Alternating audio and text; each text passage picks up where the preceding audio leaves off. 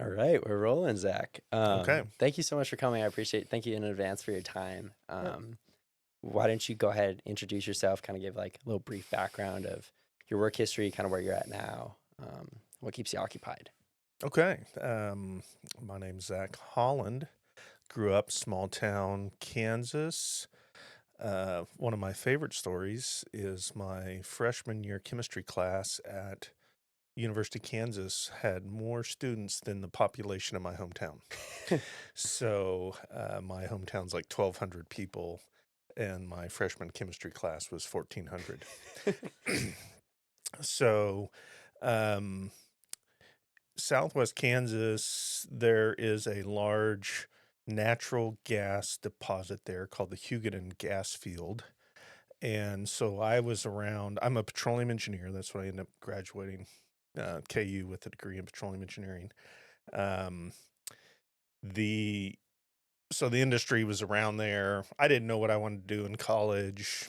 And they're like, hey, you could go to KU and they'll give you scholarships. And they did, and I got scholarships from local organizations, and so I didn't have to pay for college. So that was great, and I stuck with it and have have had a very successful career in petroleum engineering, even though that's a bad word these days, oil and gas. But Yeah. yeah. Okay. Awesome. Awesome. And then if you kind of want to walk me through like your early career, from what I understand, you're an engineer for a couple different companies. Yeah, so I kind of took what I would say is a fairly conventional route. I worked for companies that you probably don't recognize, but were, publicly traded oil and gas companies, kind of corporate life, good job, good pay, good benefits. And I did that for almost 20 years. And then for various, I mean, 4 or 5 different companies between started in Liberal, Kansas, which um, and then moved to Tulsa, Oklahoma. Then I was in Oklahoma City. I'm one of the rare petroleum engineers that have not lived in Houston, Texas, because that's usually where Yeah. all oil and gas guys Okay. end up is Houston. And then I had an opportunity to co-found a company, and I took it. Really. But up to that point, pretty conventional. Go to work, 5 days a week, do your job, get paid, get your 401k, get your health benefits, all that. So And you did that like kind of conventional lifestyle for like 20 years. yeah, And then yeah. what made you kind of decide, hey, like I want more for myself? I wish there was a better. I wish I was like, man, I want to start my own company, but the guy that I co-founded the company with, I had worked with him at one of these companies that I had in my career, and he was just a smart guy. He thought I was smart. I thought he was smart. And then when he reached out, he's like, "Man, I want to start a company." I'm like, "Yeah, I think we should do it." Really? Yeah, it was just I knew he was smart enough that if I didn't join, he was going to have tremendous success. And excuse me. And I was going to be sitting on the sideline being like, "Man, I wish I would have done that." Yeah. So I said, "I'm doing it." Okay. And I didn't understand. I mean, entrepreneurs, the amount of risk you take, I don't understand. I understand it now in hindsight because, um, I had 3 kids. I had my wife stayed at home with the kids. So, like, my income is the only income. And I like just like, yep, we'll do it. Let's go. Yeah. And just moved from Oklahoma City to Denver. Um, Started a company. Most of those companies, I mean, I hate to tell you this, but most of them don't succeed. Uh-huh. And but we did. Good. So, Was uh, it the timing of the industry, or do you attribute it to that at all? Or? you know, it's easy. It's easy to think that you're so smart that it's because of you. There's luck, there's timing, um, but there's also your intelligence, and we just we built a good team, and it happened to be at a time that it was actually horrible timing. Um, Oil price had plummeted. It'd been over $100 a barrel. It went down to $40 a barrel. It was like, how are you going to make money when oil is not worth anything or worth, less than half than what it used to be? Yeah. And but we just built a good project, and some of the network effects of we had both all the founders. Well, it was really me and the CEO. His name's Guy Calentine, and he's went on to continue to be just incredibly successful. I did two iterations with him, and he went on and did a third, and Oh, really? um, I mean, he's in the oil and gas private equity space. He is a legend. But Really? we you have these network effects. Like, you've had this career, you meet people, and you like, man, that guy's good, that girl's good, that dude's really awesome. And so we were able to hire a lot of those people because we knew them, and so what they can do. I mean, that's a tough part, I think, for a corporation, Yeah. is they just have to hire people. I just needed someone for this job, and they don't know, oh, here's my resume, whatever. But we knew the people that we were hiring, and so we're like, I know that guy's going to be awesome, so come work for us. And so, we started out at 5 people in a office in Denver, and I always said, if we get more than 25 people, it's too big.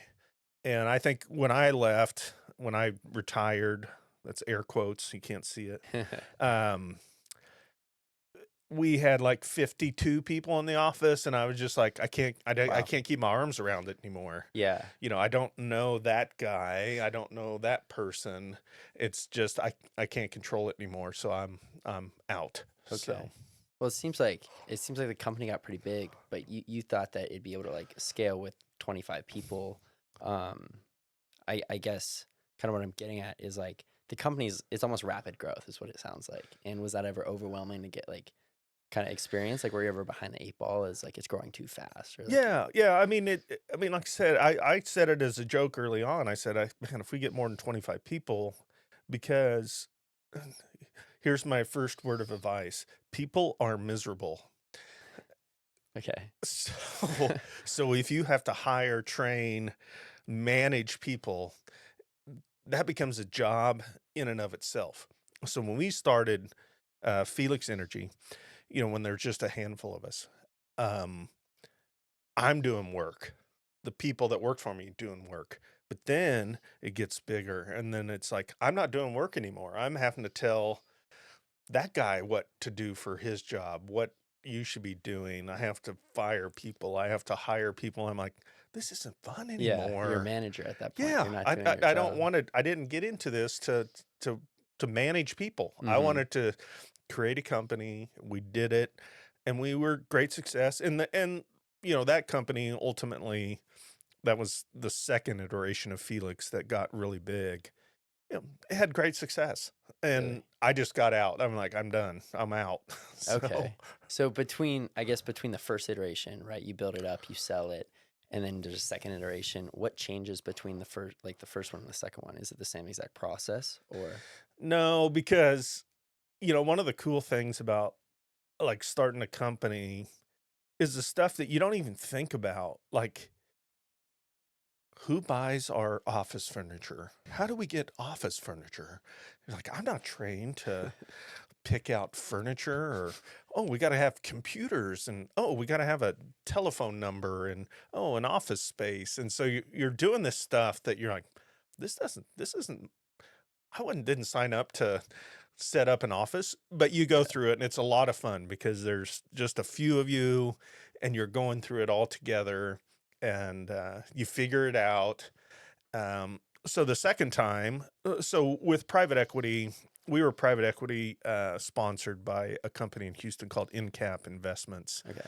and they make a commitment of, I think our first commitment was $400 million or something, um, and and then we had success with that. And they're like, hey, we'll give you 500 million. Okay, 500 million. So we did that. But the second time you figured out all that startup stuff. So a little bit of the magic is gone Yeah. because you're like, oh, we already got an office, we got chairs to sit in. We don't need to figure any of that stuff out. And we had success. So the little bit of the pressure is off. Like, the first time around you're like, oh my God, I just bet everything I own on a new startup. Yeah. And so when you have success, then the next time you're like, okay, well, so I think I had to my first time around, they want you to have skin in the game. So I had $100,000 that I had committed, which was like I sold everything that I had, Yeah. sold everything to meet my commitment. Okay. The next time they're like, we need you to be in for $1.5 million, and I'm like, okay, fine. Yeah. It's like, You don't think twice. Yeah. yeah, it's like, okay, that's nothing. That first 100,000 was tough. Yeah. Uh-huh. Was tough. And you never forget that, huh? Yeah. Okay. That's really cool. I think kind of on a related note, Simon, I think we had a quote on there in the slide deck that I kind of found, and it says roughly 305 Americans have an idea for starting a business, and around a third have more than one, but an overwhelming majority, 92%, didn't follow through with turning their idea into reality. Why do you think this is? Like, is it scary? It is scary. Is it that it? Yeah, I mean, if I hadn't had this co-founder Sky Calentine, he was like, I want to do this, and he asked me to go along with him. I wish I was like so entrepreneurial that I would have been like, I'm doing it on my own. But one of the things I learned, I mean, and you guys may be at that spot right now. You're like, man, I want to be a CEO of a business someday. Yeah. What I've learned about myself is I'm a good wingman. Okay. I'm not a good CEO. And so Wow. as long as I have the right partner, I feel like I can be successful. Sky is a great CEO. I mean, he just makes decisions. He's intelligent. He just takes care of business. Mm-hmm. And I'm there to support him, and it worked out great. Yeah. But, if they turn the company over to me, it would just down in flames. Okay, so do you attribute a lot of your career success to the connections that you had, the relationships that you Oh built? yeah. I mean, networking, and that's what I said about a lot of the early hires we did. We knew the people that we were working with. Like, hey, I worked with them before. They're really good. Let's get them to come work for us. The challenge was they o- that was before oil cratered down to 40 $35 a barrel. It was still above 100, so people were working for companies and they were getting good bonuses and all this. And so, like, how do you get someone to come work for you when their job is like going fantastic? Yeah. So it was a took a lot of effort to hire our staff, because you're like, hey, take a bet on us, and hopefully, and the people that did made the right decision, because they were also, everybody had equity in our company, so everybody made money. Okay. They came, uh and same thing, like I'm saying, I know them, they're good, and they're looking at us saying, man, I worked with that guy, he's good. So it was kind of a two-way street, that they both could, I believed in them, they believed in us, and come be a part of the team. And it wasn't really like take a pay cut or anything like that. It was just, man, most of these startups, I mean, I don't haven't done any statistics, but Yeah. maybe 1 out of 10 has great success. I don't know. Okay. So they're making a big leap, just like I did. So, what were a couple things, I guess the most important things that you think set yourself apart? So you could be like that 10%. Like I said, I worked 20 years for corporations. Um, just training. Um, I was still working. That was probably the key thing, was I was still a working engineer, so I knew how to do everything. Mhm. Because once you do get into management, you lose your technical skills Okay. Yeah. because you're just dealing with people. You're not, you're not analyzing anything. Uh-huh. And so I was right on that cusp of moving into management when this opportunity came about. But I could still do the work. And so that's when, like, hey, let's go do it. So that's important. You still have to have your skill set. You have to be able to do, whatever business is of interest to you. You still have to be able to read a contract, Yes. you know, red line a contract. For me, it was like analyze oil and gas reserves, that kind of thing. So you still have to have those skills. Okay. So if you lose your base skills, which sometimes can happen when you go into management, then it's tougher, I think, to change. Not impossible. Not impossible to start up a company if you've been a manager, been, vice president of whatever. Yeah. Um, you just have to hire people that do that for you, Okay. and then you just manage people again. Because, um, yeah, when you got a vice president title, you're not doing work anymore. You're doing work, but you're doing like people work. Yeah. Yeah. Yeah. So Got it. Got it. You earlier you kind of mentioned that you I guess the business model was you built up Felix 1, you sold it. There was a Felix 2, you sold that. Um, from what I'm understanding, like the second one especially was so successful. Like number 3 was a guaranteed, like I don't want to say like cash cow, but you probably knew it was going to pay off. What made you not like pursue that, or what made you kind of not yeah. work on So that? I mean, I semi-jokingly say, so was part of Felix for 5 years, Okay. and I felt like I worked more in those 5 years than I had worked in my previous 20. I mean, it was just Yeah. intense. Okay. Like I get to work at 7:30 in the morning. I'd leave at 6:30 in the evening, and I would do that 6 days a week. Like maybe not go in and work on Sundays. Yeah. And I mentioned earlier I have 3 daughters at that time. So my wife and kids were just shoved aside. Like did not Okay. do anything with them, didn't no vacations, no nothing. I mean, it was like, and I told my wife that when we went in, I'm like, okay, hang on. You're Yeah. going to have to do all this family stuff because I'm only doing work stuff. Okay. And I wish it was different, but you you have to work hard. Okay. No, nothing is easy. Okay. You have to work hard. So as I got in that 5th year, my oldest daughter was graduating high school. And I'm just like, gosh, I've just neglected my family for 5 years. And I was like, I want to go on a vacation where I'm not on my phone, on my computer constantly. Uh-huh. And so I had the opportunity. I talked to my co-founder Sky, and I was like, man, I can't do this anymore. I'm, you know, I need to Yeah. focus on my family. And so I stepped away. We went on a vacation. We went to Washington, D.C. Had a fantastic vacation, spring break, 2018, pre-pandemic, all that stuff. Yeah. Just had a wonderful time in Washington, D.C.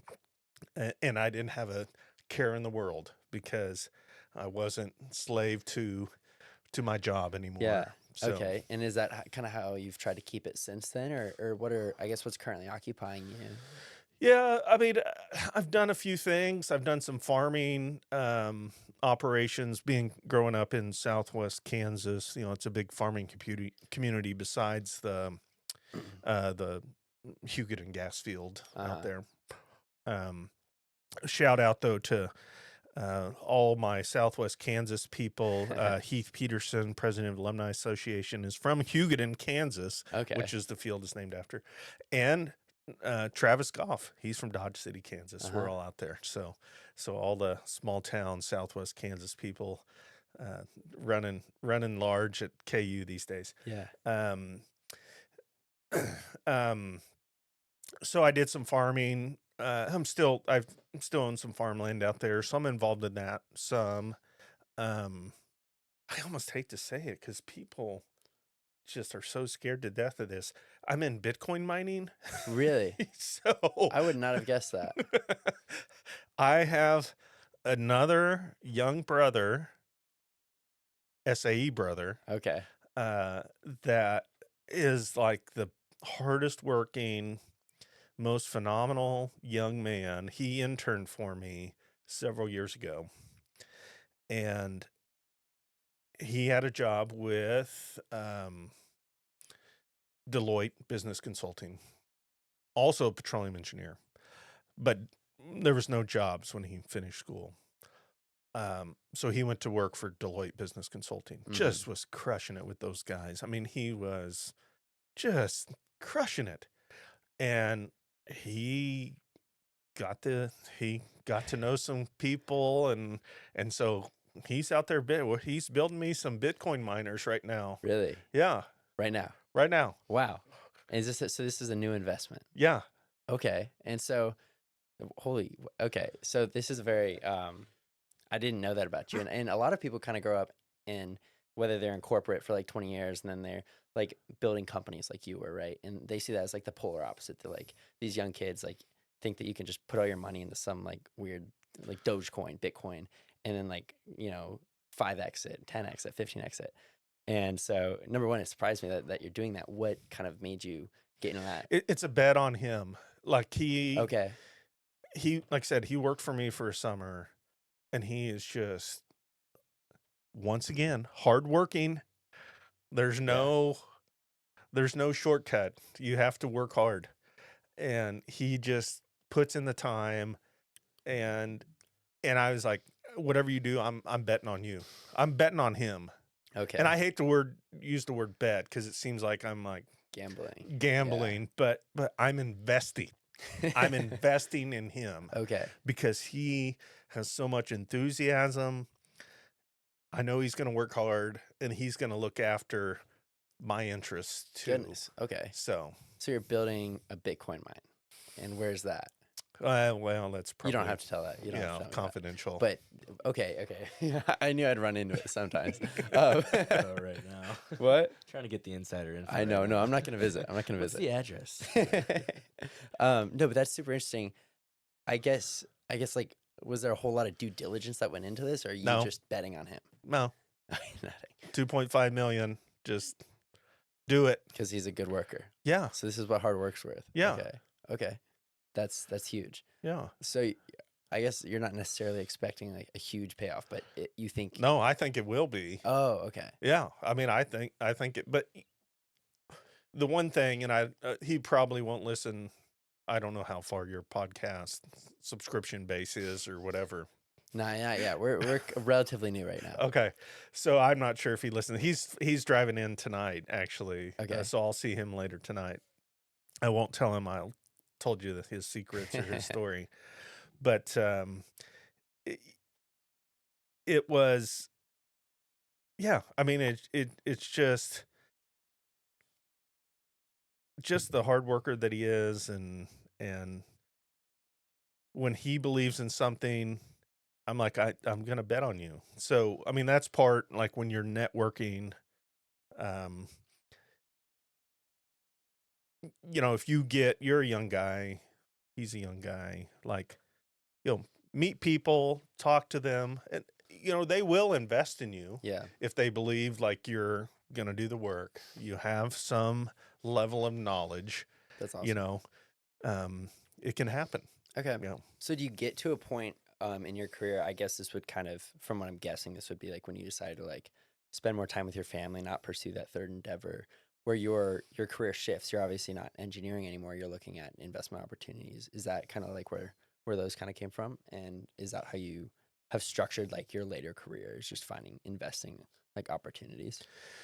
It's I mean, I'm going to sound facetious, but when you're rich, they just come to you. Yeah. They just come They and present they're themselves. like, hey, here's 57 things we want you to look at, and you're like, nah, just give me the best 5. You know, Okay. it's so I can be as engaged or not as engaged as I want to be. Um, and most of the time I'm just like, you're the investment people. Yeah. I'll trust you. You know, that's Okay. why I interviewed several of them. Like, okay, I like you. Let's do it.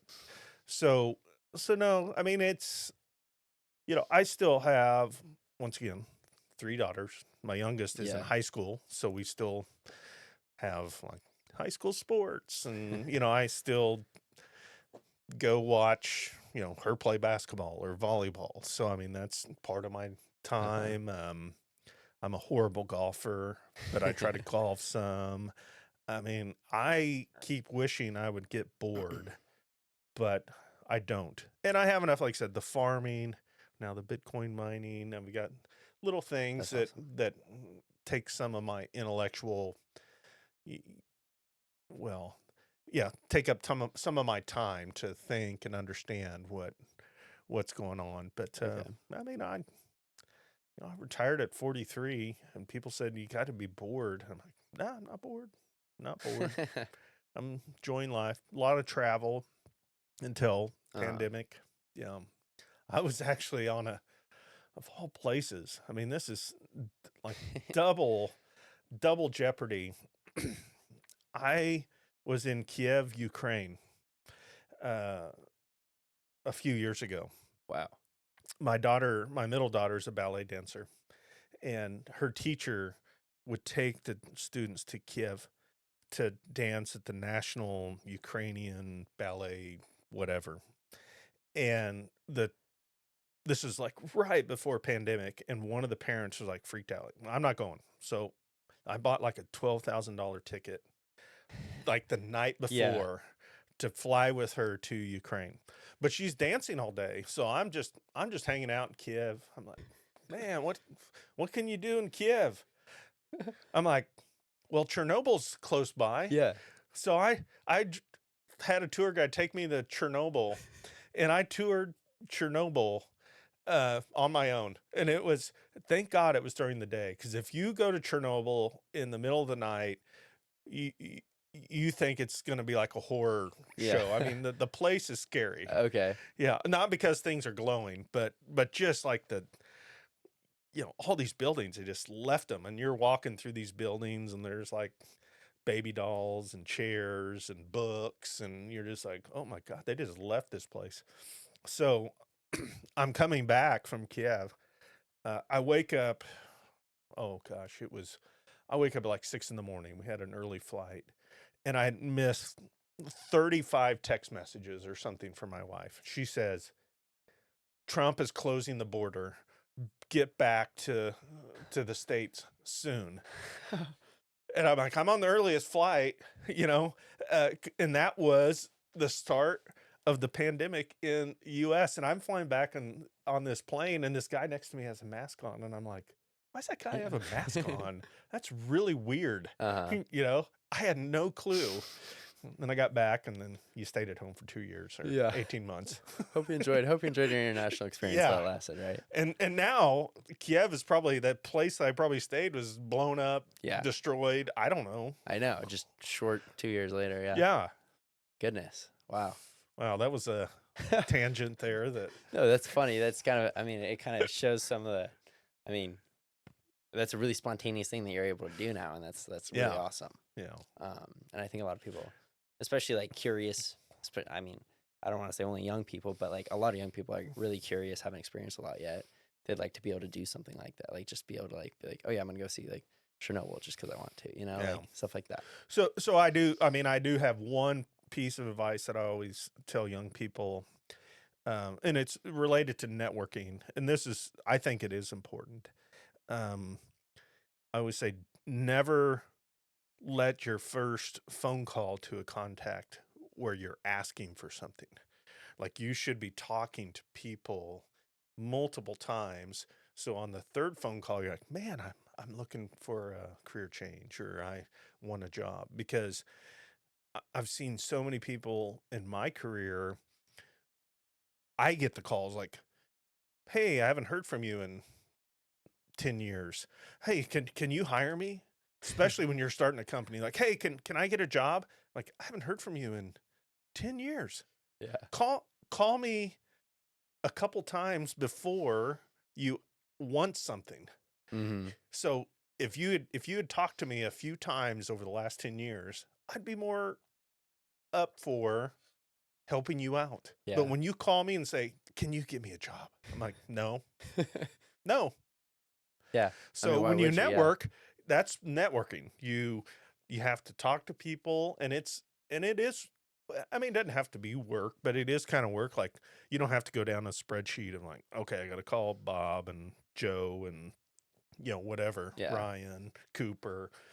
But you need to be active in your network so that when you have a challenge or you want to make a change or you're looking, then they're not like surprised, like, "Oh God, I haven't heard from you in 5 years, Cooper. Why are you asking me for this?" You're conveniently reconnected right now, Yeah, right? yeah. Right. Oh, okay. You have a need. Well, I don't have a job for you. So Yeah. Okay. Okay. Yeah. No, I think that's amazing advice. yeah.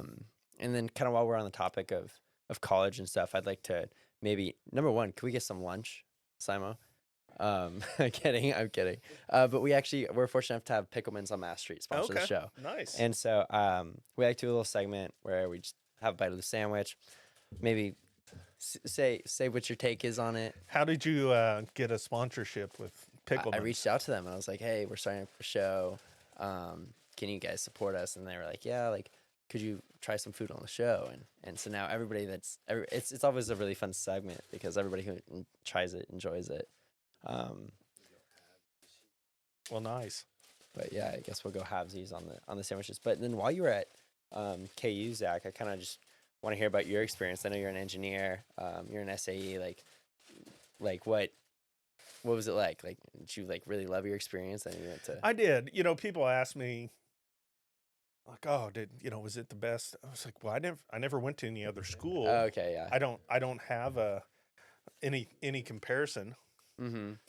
So I was like, I had a great time. It's like, it's a mix of academics, sports, the big college field, the Greek system. Yeah. I mean, I feel like it had a little bit of everything. Okay. And so, when they say, "Do we have to take a picture?" No, or just eat it? Okay. Just Oh, eat it looks good. Yeah. Oh yeah. I think I got a little chicken something. I dropped mine all over the floor. You So can make good. a mess. Ryan, you're gonna like this. Was it good? Mm-hmm. I'm excited. Never disappoints. Pickleman's was good. That's one of the semi-sad things when I graduated in 1996. Okay. So gosh, what is that? I should be able to do the math. 30? No. 27 years since it I 2023? graduated, Yeah. something like that. You're right.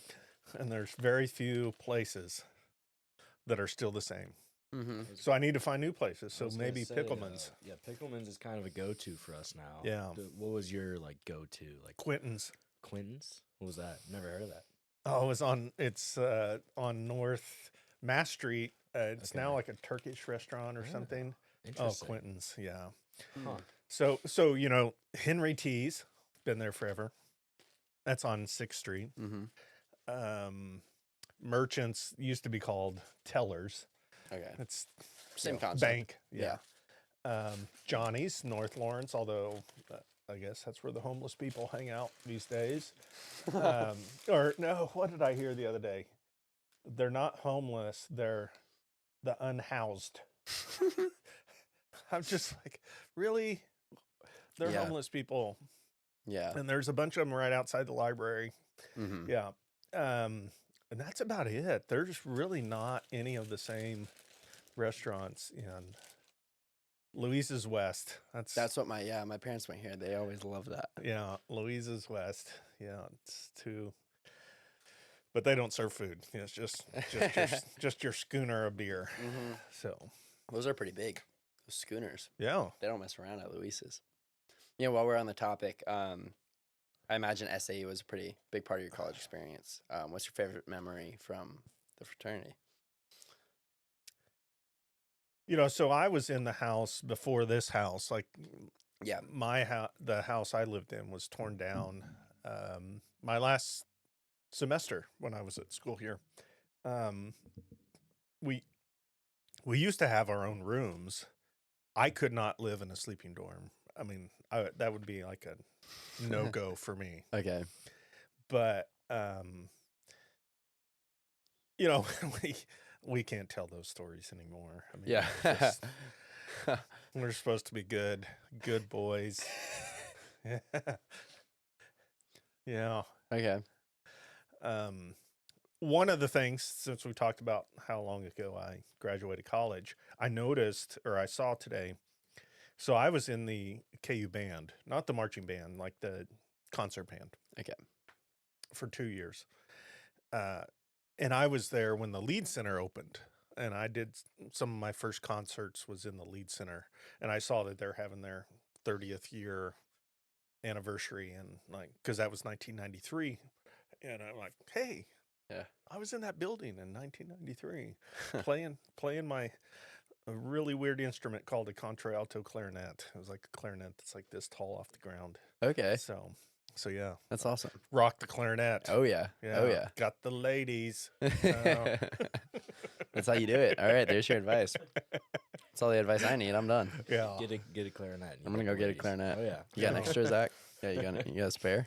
It's the Will Ferrell flute Oh yeah. solo, and a jazz flute. Yeah. Kind of shifting back to Greek life. I just kind of want to hear what your experience has been, Sima. If you want to throw up, we have one slide about just some, I guess, successful people, I guess you can say, who are a part of these Greek organizations, and I just want to see what your take is on like who like what the connection is. Like, does it open up that many doors? Like, I know a lot of people use it as like, oh yeah, like if you're involved in Greek life, like your network automatically like expands. And what's your take on that? Yeah, no, I would agree, and I think that when you're holding like a leadership office or position in a fraternity, that's giving you some early training as to how to be successful. Mm-hmm. Yeah. And yeah, I was like the secretary of SAE. What was the Okay. I forget the name, the official name of that position, but Pete Gatz, who I'm sure we're both on the board today. He was EA, and once again, I was a good wingman. I was very supportive of his efforts in running SAE, and so no, I think any of that networking thing, whether it's the University of Kansas or Sigma Alpha Epsilon, is only going to help you in your career, because it instantly gives you a identification. Like, they know, like, oh, you did that, or you went to that school. And so, I mean, I think it's been great. Now, specifically for me, I mean, I never got a job because I was an SAE, because no one was in engineering when I was going to SAE, but Yeah. but the young guy we're doing the Bitcoin mining, Mm-hmm. SAE. I did not. I had never startup company. We were still probably 15 people at the time. Okay. I had never thought of like having an intern, any of that. But he reached out to me and he's like, "Hey, I've not had an internship. I'm a KU, I'm an SAE, I'm a petroleum engineer." He's like, might you have a job for me? And I was like, well, I've never had an intern, but okay. Yeah. And I was mean to him too. I was really mean. Not mean. Mean. I'm like, you come up here, you get no holidays, you work all the time, because that's what I do. Yeah. And so he did. He came up. Wow. He lived in Metro State University dormitory, which was shitty. In Denver. In Denver. Okay. Yes. Okay. Right by the train, Uh-huh. like the train went right It's by not- his room. It it's was right off the loud all the highway. time. Yeah. And he borrowed my bicycle so he could ride back and forth to the office. We were at 16th and Wazee was our office in the Sugar Building, and he did. I'm like 4th of July. I'm like, you must work through 4th of July. No time off, and he did. He just Good. worked, Wow. and he's been a great success so far. And I Yeah. hope he goes on to bigger Oh and yeah, better no, things. I do too. That bit. Watch out for that Bitcoin mining. Yeah. Oh goodness, sounds like but it sounds like you're really investing in the person. And I think that's super special. Yeah. And that's a connection, like you kind of said, that came up through Greek life. Yeah, yeah, that's that's the networking piece. Like maybe I haven't taken advantage of it, but he was able to, because I'm like, if he hadn't have been a KU, SAE, maybe petroleum engineer, like I would never had. I was the first person in our company to hire an intern. They're like, oh, we can hire interns? I'm like, well, I'm doing it. Set the standard, I Yeah, guess. Yeah. yeah. Okay, that's awesome. Ian, I guess personal experience. Myself and then Sam Peterson, who you'll meet. We both were going for the same like internship, and it's like an investment banking internship in Chicago. And we're connecting with somebody through KU, so that's kind of like our only connection there. I'd say they primarily like probably hire out of Ivy League, and so like I knew I was at a severe disadvantage. But we ended up getting through the process, and then just recently, like we got the phone calls that we got the internship, and the first thing that my connection told me, he was like, "Hey, how about that for the SAEs?" I'm like, "Okay." He was a SIGEP here, and so it's just huge. I feel like there's just no matter what, I guess, letters you have on the outside of your house, there's a huge like Greek affiliation Yeah. kind of, and they'll always like kind of give you a hand up, Yeah. per se. But that's just one No, experience. and, I mean, we always quote this statistics like with the university, like the Greek system produces philanthropic giving and all that Yeah. back to the university, and I lean in. I really tried hard to keep SAE above board when we were getting in trouble, Uh-huh. with Doug Durod, and he understood it, but he was kind of handcuffed to our nationals kind of. Well, that's all in the past. Yeah, They're coming down. we're back. We're back. Yeah. Yeah. Okay. No, So- that's super special. That's super special. Yeah. But I guess just kind of changing topics, we like to, towards the end of every episode, we like to kind of like just get, go through like generally this episode we've talked about a lot. We've talked about your career. We've talked about like entrepreneurship, your experiences with that. And you've given some great advice to our listeners.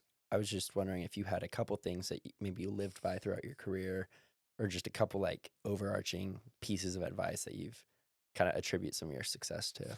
Yeah. I think in some of the pre-show notes you had sent me, I had my engineering degree. Mm-hmm. I went back and got an MBA. It's kind of that continuous learning. Okay.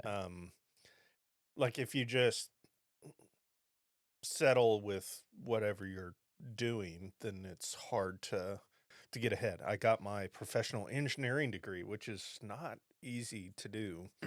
So it's just like a thirst for knowledge. Like Yeah. I want to keep getting better and better. I want to keep educating myself. Different experiences. I did quite a few different. I mean, I'm a petroleum engineer, but there's like 4 or 5 different specialities in petroleum engineering, and I've done all of them in different jobs. So it's like, okay, I'm going to try that. Okay, yeah, let's go do this one. Let's go do that one. If you're just like, okay, I'm just going to go plug in for the day and do my finance. Yeah, I don't know what finance guys do. I mean, I don't really either yet. But It's you just have to have a thirst, like an intellectual curiosity Mhm. to get better, to learn more, and network. I mean, that's what I always tell the young people. I'm like, talk to other people, Yeah. and like I said, don't make it you're asking them for stuff. You're just like, hey, tell me about yourself. Mm-hmm. Hey, let's meet up for lunch. Let's go have breakfast. And those connections will be a blessing in your life. But you need to keep learning too. Yeah, I'm a big reader. I read lots Okay. and lots of books. So Do you have a book recommendation? not like nonfiction. Like I'm not trying to learn every time I read a book. I mean, I Yeah. read a lot of fiction books, like fantasy books, but it keeps my mind working. I've probably, I mean, it's so stupid, but I've probably read Game of Thrones books, you know, Yeah. 8 times, and those are gigantic books, but Okay. they're perfect. Go down to Mexico, sit on the beach, read 3 books while I'm down there. It's, Yeah. just keep your mind working. So, Do you have any book recommendations? um, nothing, yes, but I don't want to talk about it. Okay. Okay. That's perfectly fine. I guess kind of one thing that you mentioned the show notes, and I'm looking down at it. One thing that I kind of wrote down was during your career, you were at like the corporate position for 20 years about. Was there any like ownership mindset that kind of took over where you're like, hey, like I could like have an equity position and it would be like this much better. It would be The the corporate job, I think corporations serve a great purpose for America, United States, the world. I found it easy. If you're lazy, you can live inside a corporation and really not do a whole lot of stuff. I mean, you can just get paid and get your vacation time, and before I branched out and helped start a company, I was in that position. It was like, man, I'm on cruise control. Like, yeah. pay me, I don't know, $130,000 a year, whatever I was making. Um, you know, 5 weeks of vacation, 980 work schedule, great medical benefits. I'm like, man, this is easy peasy. And when I left, um, this was back when, once again, oil was above $100. And people were like, God, what are you doing? You're leaving like the best job in the world. And I'm like, well, I've got to, I'm betting on myself. I think I can do it. And, it wasn't probably 3 or 4 years later that most of the people I'd worked for lost their jobs. Like, oil price had dumped down to 40 and they were doing layoffs and, we can't afford. And it was like all those guys that were telling me, man, you're leaving the best job in the world. Yeah. They're the ones calling me like, hey, I haven't talked to you in 5 years. Can I have a job? I'm like, no. What happened to you 5 years ago? I thought I was leaving the best job in the world. Yeah. Okay.